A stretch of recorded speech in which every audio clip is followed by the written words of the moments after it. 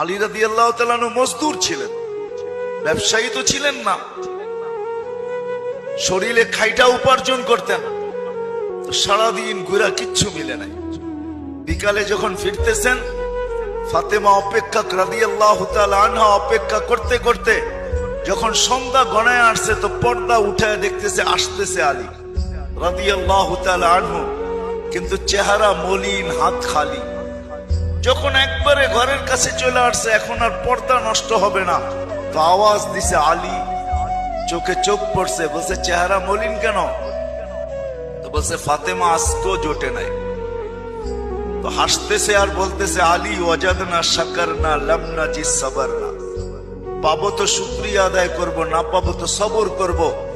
দোনো অবস্থায় আল্লাহ আমাদের সাথে, শুকুরকারীর সাথে আল্লাহ, সবরকারীর সাথে আল্লাহ। ফালা ইউনাসিবু লানা আন নাকুনা মাহজুন।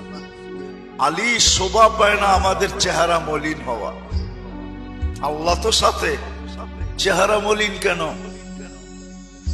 আলী রাদিয়াল্লাহু তাআলা আনহুর জন্য দরজা খুলতেছেন আর উনি ঘরে ঢুকতেছেন।